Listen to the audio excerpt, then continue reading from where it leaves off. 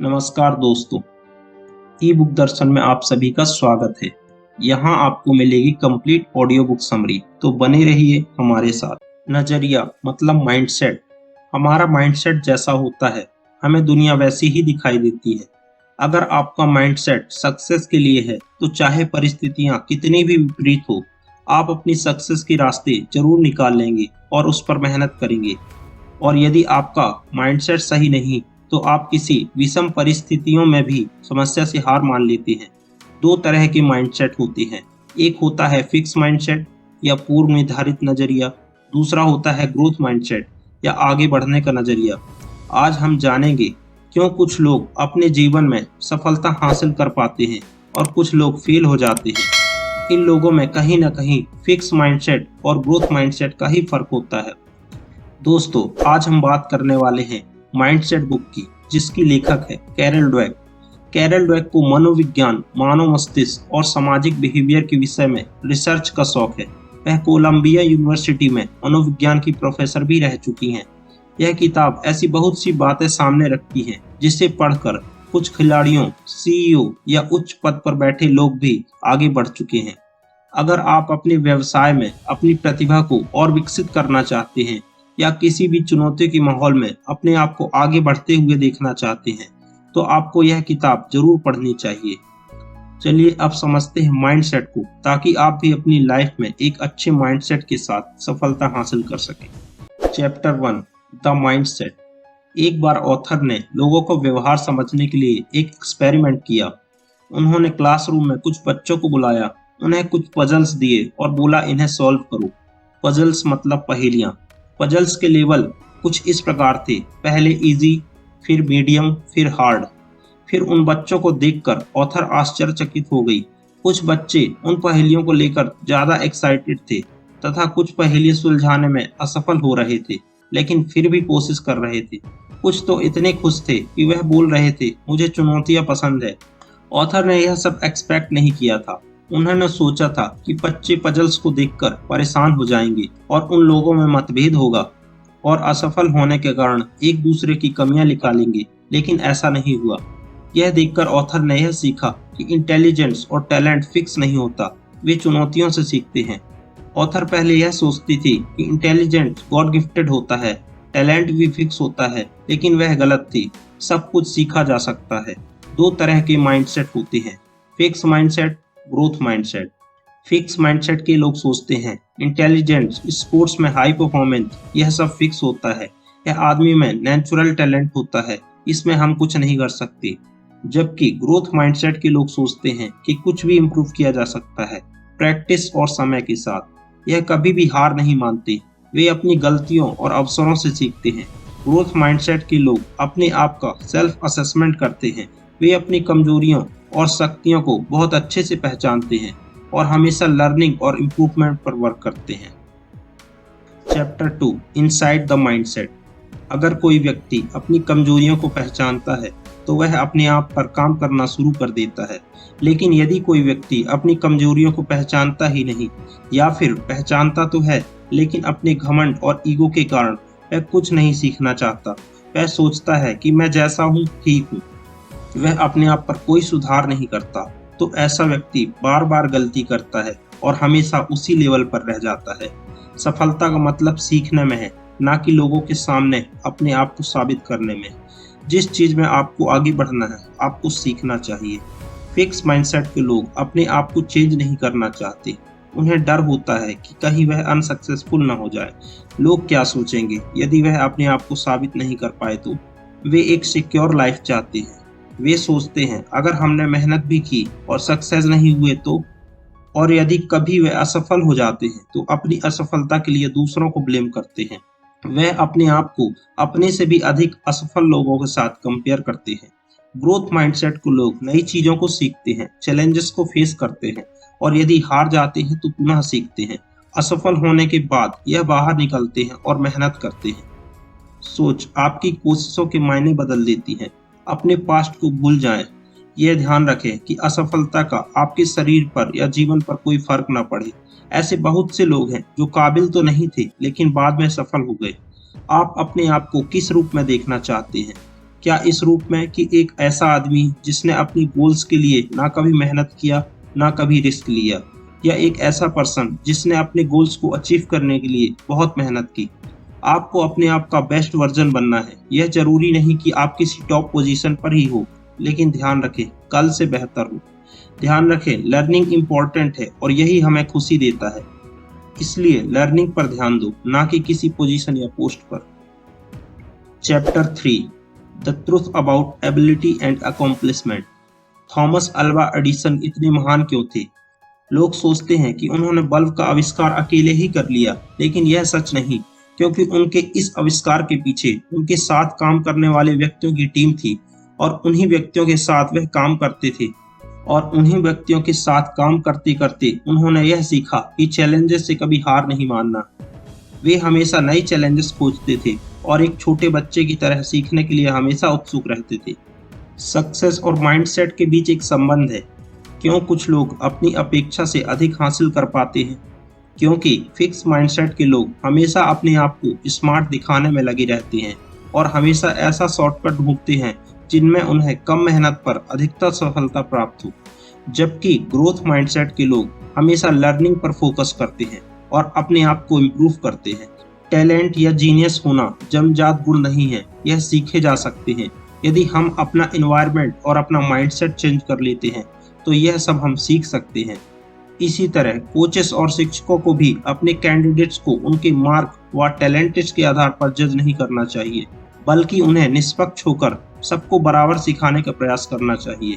उन्हें किसी प्रकार का लेबल नहीं देना चाहिए कि यह बच्चा टैलेंटेड है, यह नहीं, क्योंकि टैलेंटेड व्यक्ति भी सफलता हासिल नहीं कर पाता और ऐसे बहुत से कम टैलेंटेड लोग भी हैं जो सफलता हासिल कर चुके हैं।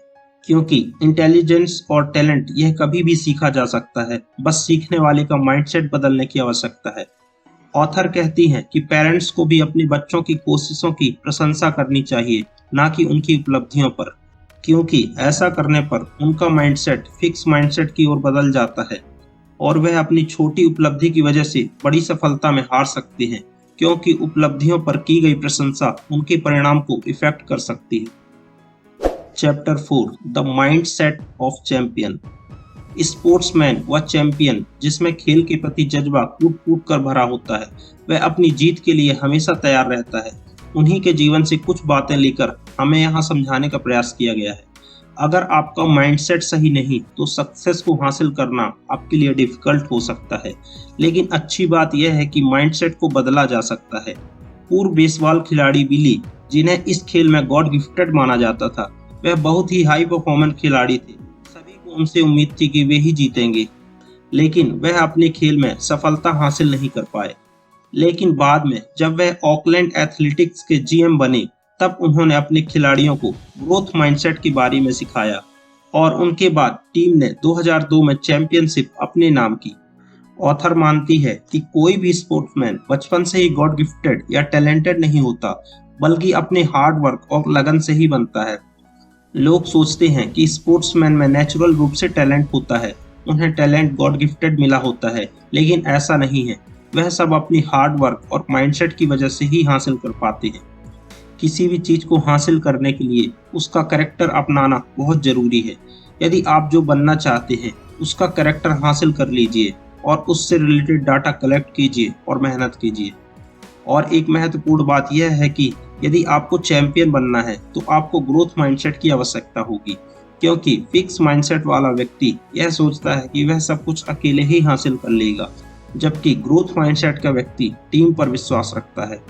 इसीलिए कहते हैं कि किसी सुपरस्टार के टैलेंट से आप सिर्फ एक गेम जीत सकते हैं, लेकिन एक अच्छी टीम से आप चैंपियनशिप जीतते हैं। Chapter 5 the mindset and leadership. सन 2001 में सभी कॉरपोरेट जगत आश्चर्यचकित हो गए जब अमेरिका की जानी मानी कंपनी एनरॉन घाटे में आ गई। लोग कंफ्यूज थे, उन्हें पता ही नहीं चल रहा था कि एक लीडिंग कंपनी लॉस में आ गई। ऑथर बताती हैं कि उस कंपनी के लीडर्स में फिक्स माइंडसेट आ गया था। उनमें वे अपने व्यक्तिगत फायदे के लिए एक दूसरे को नीचा दिखाने में लगे थे, जिससे वहां के कर्मचारियों में आपस में ही कंपटीशन हो गया और कंपनी धीरे धीरे बिखरती चली गई। लेखक जिम कॉलिंस ने अपने शोध में पता लगाया कि एक अच्छी कंपनी और एक खराब कंपनी में क्या अंतर होता है। एक अच्छी कंपनी किसी भी बुरे समय को फेस करने के लिए पूरी तरह से तैयार होती है और वह हमेशा बाउंस बैक करती है, और कंपनी के लीडर्स अपने आप पर भरोसा रखते हैं और फाइनली कंपनी जीत जाती है। जिम कॉलिंस बताते हैं कि कंपनियां जब भी खराब प्रदर्शन करती हैं तो मोस्टली उनके लीडर्स में अहंकार व ईगो आ जाता है। कंपनी को लीड करने वाला लीडर ही मिसलीड हो जाता है। लीडर सोचता है कि वह सब कुछ जानता है, उसे किसी से कुछ पूछने की जरूरत नहीं, और वह हमेशा अपनी तारीफ सुनना पसंद करते हैं, अपनी बुराई नहीं। इसीलिए वे ऐसे आदमी को पसंद नहीं करते जो उनकी बुराई उनके सामने बोले, क्योंकि ऐसे लोगों में ईगो हर्ट होता है। उन्हें कंपनी से ज्यादा अपनी इमेज पर फोकस रहता है। वे अपने ईगो को ध्यान में रखकर फैसले लेते हैं, और इनके इसी एटीट्यूड के कारण कई कर्मचारी अपने काम और क्रिएटिविटी पर ध्यान न देकर बॉस को खुश करने में लग जाते हैं, और बॉस ऐसे कर्मचारियों में खुश होते हैं। आगे बढ़ने की मानसिकता वाले लीडर्स अपनी कंपनी को भी आगे ले जाते हैं। ऐसे लीडर्स अपने कर्मचारियों के सजेशन पर ध्यान देते हैं और अपने ईगो को साइड में रखकर काम पर ज्यादा फोकस करते हैं। एक लीडर्स अपने नीचे काम करने वाले सभी कर्मचारियों को बराबर वैल्यू देता है, उनके सजेशन और सुझावों को ध्यानपूर्वक सुनता है और अपनी टीम का और सबका गोल्स विजन एक साथ लेकर चलता है। जबकि एक बॉस अपने आप को प्राथमिकता देता है, वह कंपनी के उद्देश्यों को प्राथमिकता ना देकर वह अपना ईगो पहले रखता है। यही फर्क है एक लीडर्स और बॉस में। Chapter 6 mindset in relationship. रिश्तों का मूल आधार इमोशन होता है, लेकिन जब माइंडसेट सही ना हो तो रिश्तों में तालमेल नहीं होता, रिश्ते बिगड़ जाते हैं। हम में भावनात्मक रूप से सूझबूझ होनी चाहिए। भावनात्मक बुद्धि भी जरूरी है, यही रिश्तों को बनाए रखने के लिए इम्पोर्टेंट होती है। यह वही बुद्धि है जिसके जरिए हम तर्क वितर्क की क्षमता को विकसित कर पाते हैं। भावनात्मक रूप से ही अपनी और सामने वाले की भावनाओं को समझते हैं। रिश्तों को बनाए रखने के लिए आपको सामने वालों तथा उनके कार्यों को महत्व देना चाहिए। कहीं आप ऐसा तो नहीं सोच रहे कि सब कुछ आप ही कर रहे हैं और आपका पार्टनर कुछ नहीं कर रहा, या पार्टनर के अलावा किसी भी रिश्ते में हो, पेरेंट्स, भाई बहन इत्यादि। यदि आप ऐसा सोचते हैं तो आपको किसी भी डिसीजन को लेने से पहले अपनी भावनाओं को प्रतिबंधित करने की जरूरत है। आप सुनने की आदत डालें। कुछ भी रिएक्ट करने से पहले सामने वालों की इमोशन को समझने की कोशिश करें और सामाजिक परिवेश को भी, सामाजिक परिजनों को समझने की कोशिश करें और अपनी भावनात्मक बुद्धि का प्रयोग करें। रिश्तों में मानसिकता का बहुत बड़ा रोल होता है। फिक्स माइंडसेट के लोग हमेशा किसी रिश्ते का अंत होने के बाद भावनात्मक रूप से कुंठा में रहते हैं और बदले की भावना रखते हैं कि उसने मेरे साथ ऐसा क्यों किया। जबकि ग्रोथ माइंडसेट के लोग किसी भी रिश्ते में स्ट्रेस नहीं रखते। यदि कोई रिश्ता समाप्त होता है तो वह किसी को दोषी नहीं ठहराते, वे बस उसे भुलाकर अपने जीवन में आगे बढ़ जाते हैं। फिक्स माइंडसेट के लोग आपस में बदलाव नहीं चाहते। वे नहीं चाहते कि उनका पार्टनर बदले, अपने पार्टनर के बदलाव में बाधा बनते हैं। वे सोचते हैं कि मजबूत रिश्तों को बनाने के लिए कोई कोशिश नहीं करनी होती, सब कुछ अपने आप ही हो जाता है। यह सोचते हैं कि आपस में हर बात में सहमति होना चाहिए, लेकिन ऐसा जरूरी तो नहीं। ऐसे लोग सोचते हैं कि झगड़ों का कारण सामने वाला ही है। वे सोचते हैं कि इंसान की पर्सनालिटी को चेंज नहीं किया जा सकता, इसीलिए वे हमेशा तनाव में रहते हैं और उनके रिश्तों में दरार आ जाती है। जबकि ग्रोथ माइंडसेट के लोग रिश्तों में किसी को भी दोषारोपण नहीं करते, बल्कि सिचुएशन को समझकर उसका सॉल्यूशन निकालते हैं और झगड़ा खत्म करने का प्रयास करते हैं। Chapter 7 parents, teacher and coaches. दुनिया के हर माँ बाप अपने बच्चों को सफल होता देखना चाहते हैं। दुनिया में कोई भी ऐसे माँ बाप नहीं जो अपने बच्चों को ऊंचाइयों में जाने से रोके। माँ बाप अपना सारा जीवन, अपना सब कुछ उन्हें सफल बनाने में झोंक देते हैं, लेकिन बहुत से बच्चे उनके सिखाए गए तरीकों और उनकी टीचिंग्स को गलत ढंग से ले लेते हैं। आइए देखते हैं अभिभावक, अध्यापक का रोल किस तरह उन्हें सफलता और असफलता के बारे में समझाने में होता है। ज्यादातर पेरेंट्स सोचते हैं कि बच्चे की हर काम में तारीफ करके उनके आत्मविश्वास को बढ़ा रहे हैं, लेकिन यहाँ पर पेरेंट्स को सावधानी बरतनी चाहिए। पेरेंट्स को अपने बच्चों की कोशिशों की तारीफ करनी चाहिए, ना कि उनकी काबिलियत की। वे उनकी काबिलियत की तारीफ करते हैं, इसकी वजह उन्हें भविष्य में और बेहतर होने के लिए प्रयास करने के लिए प्रोत्साहित करना चाहिए। और यदि बच्चे असफल हो जाते हैं तो उन्हें असफलता का मतलब भी समझाना चाहिए, कि असफलता उनके लिए एक चुनौती है, ठीक इसी प्रकार एक आदर्श शिक्षक या कोचेस भी अपने स्टूडेंट की असफलता या सफलता के आधार पर ना देखकर उन्हें चुनौतियों से लड़ने के लिए तैयार करना चाहिए। यदि कोई छात्र असफल होता है तो उन्हें एक मौका और मिलना चाहिए, क्योंकि हो सकता है कि आप उसे समझाने में असफल हो।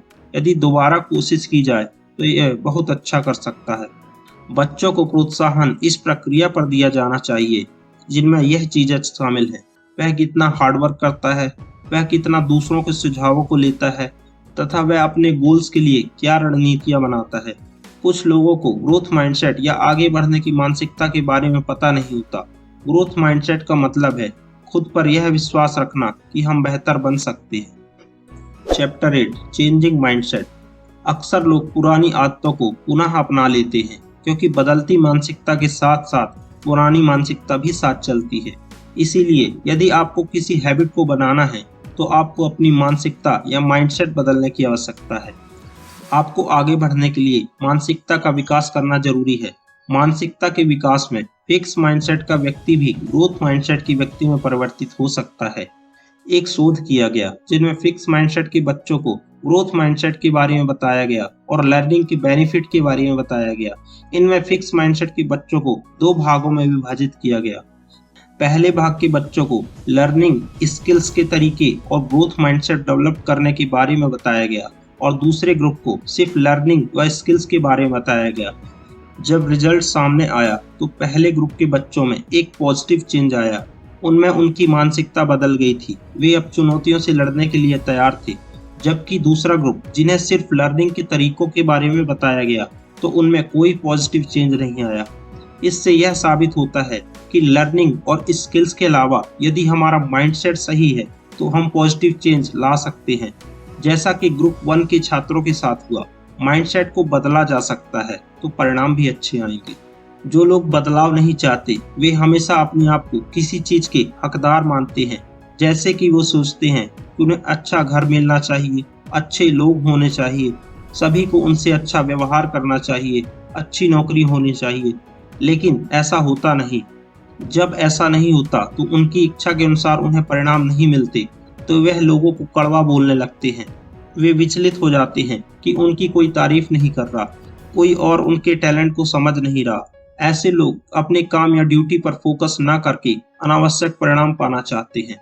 जबकि सेम कंडीशन पर ग्रोथ माइंडसेट वाले लोग किसी से कुछ बोलने की बजाय कुछ नया सीखते हैं, अपने आप को इम्प्रूव करते हैं और अपनी कमियों को सुधार कर काम को अच्छा करने के लिए मेहनत करते हैं। वे अपने परिणाम और लोगों की आलोचनाओं पर फोकस ना करके अपने काम को अच्छा करने के लिए मेहनत करते हैं और यही ग्रोथ माइंडसेट उन्हें सक्सेस दिलाता है। Thank you.